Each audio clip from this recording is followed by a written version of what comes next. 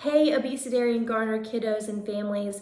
This is Miss Tiffany. We're going to talk about week 4 of cycle 1, and we're going to start off. This is for you guys to review. If there were some folks who weren't able to be with us in class, this is for you guys. The first thing we did was the Hittite Empire in geography. So geography this week was the Hittite Empire, and we pointed those out. We have the Cyprus, we have Hattusa, we have Arabian Desert and Asia Minor, and this is the Hittite Empire. So what I did is that we actually learned a song to Jingle Bells for the Hittite Empire, and it goes a little something like this. And after I taught it, we actually pointed to each of them as we sang as well several times. So this is how it goes. You guys can try it at home. So it's Hittite Empire, Cyprus, Hattusa, Arabian Desert, Asia Minor, Hittite Empire. So that was what we did for geography. So you guys have fun with that. So the next thing that we did is timeline. So timeline, what we did this week for timeline is we just sang 1080, early Native Americans. Israel divides into 2 kingdoms. So we did that for the first 3 cards. All right, and then we put them back together. We did the first 3 cards, and then we added 4 and 5. Then we put them back together, and then we did the first 5 cards and added, of course, the last 2. So we did that a couple of times just to kind of get that in their head. It was repetitive for them, and then my geographer handed them out, and of course we hung them on our timeline wall, and we sang it as we did that as well. So that's what we did for our timeline this week. The next thing that I want to cover with you guys is math. This one was pretty easy. So, you know, math is sevens is to the tune of Farajaka. And what we did is we did head, shoulders, knees, and toes as we sang that. And if the kids always ended on their knees and they got it right, they did it 1 touch for each number. So if they landed on their knees, most of the time they got it right. For 8s, we talked about how spiders have 8 legs, and we smacked and we killed spiders on the table. So it's to the tune of Oh Susanna, and every time you would sing, you would smack. And we did a lot of more smacking probably than singing, but that's okay. But we do like to kill spiders around here. So we just sang Oh Susanna, 8, 16, 24, and 32. So we just kind of did that, had a little beat to it as well. So that's math. For Latin, it's the same as last week. We did talk about the difference between singular and plural. We had, singular is 1, plural is more than 1. And so for singular first declension noun endings, we did it like this. So it's to the tune of bingo for you guys who weren't able to hear this last week. So it says, here, I'll let you guys see it. It'll probably be better. So I know I have a lot of chicken scratch, so I apologize. So it's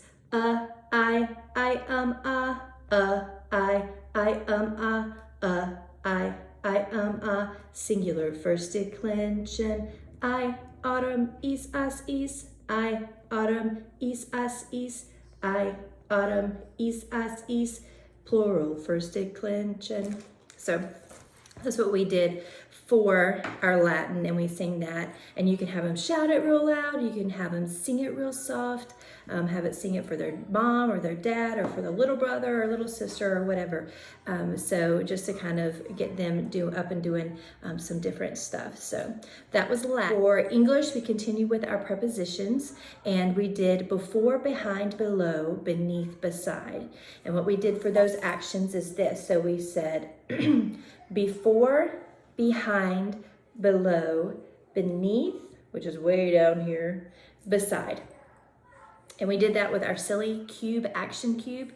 So they did it jumping on one leg, they did it under the table, they did it several funny different ways. So before, behind, below, beneath, beside. So that was our English our English prepositions. So for science, what are some parts of an animal cell? Some parts of an animal cell are, and this is our hand actions. They're same as our animal cells from last week, except we added a couple because these are plant cells.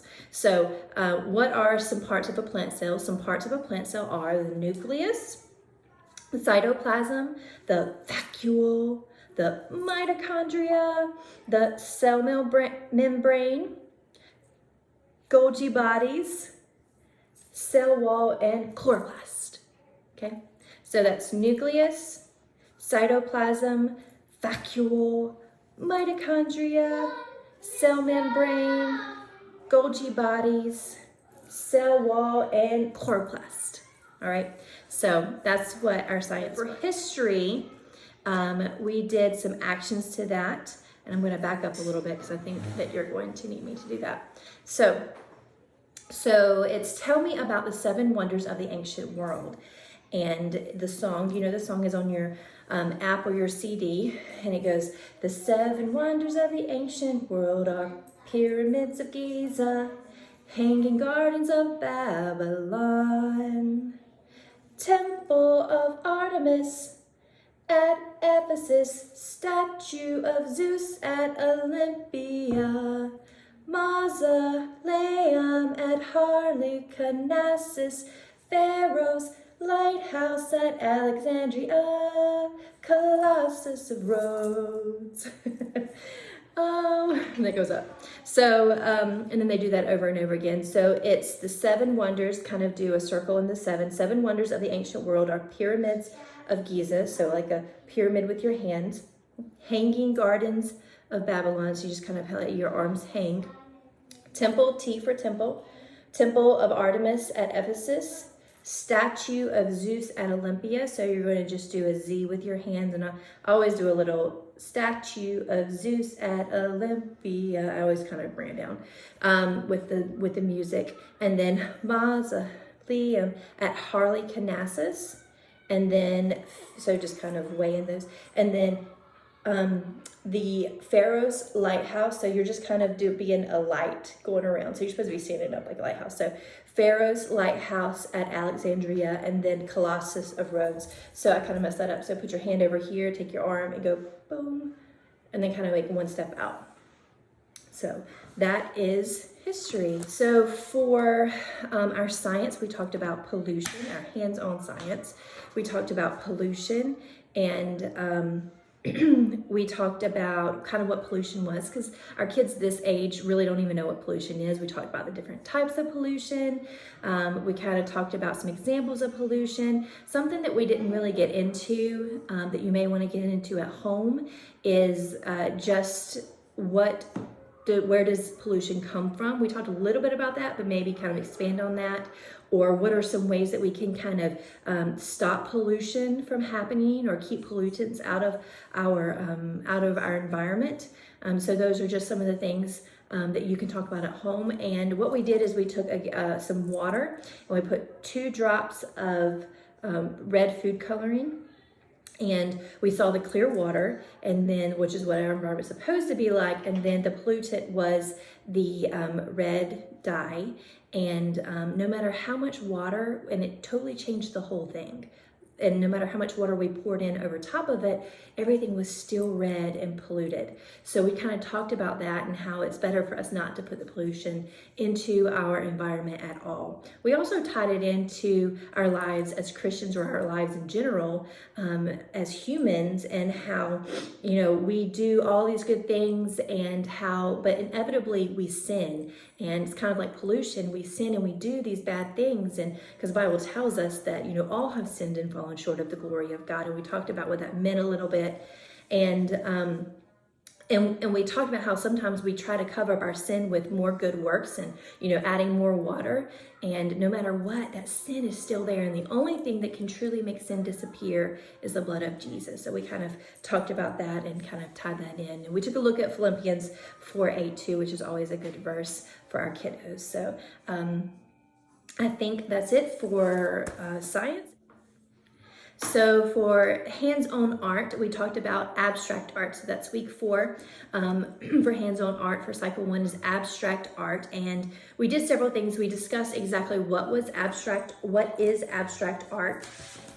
And you can find that in your guide on page 84. And it just simply says abstract art is art that does not attempt to recognize reality, and it kind of expands on that. So you can take a look at that on page 84. But we just talked about what abstract art was. I showed them some examples of abstract art. I actually showed them some examples of more realistic looking art.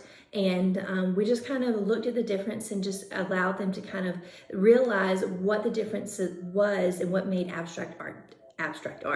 So we talked about that, and then we talked about how African masks are a form of abstract art. They're similar to faces, but they're not realistic at all. So we kind of did that and just kind of pointed out how this is a really big mouth and really tiny eyes, or just different things.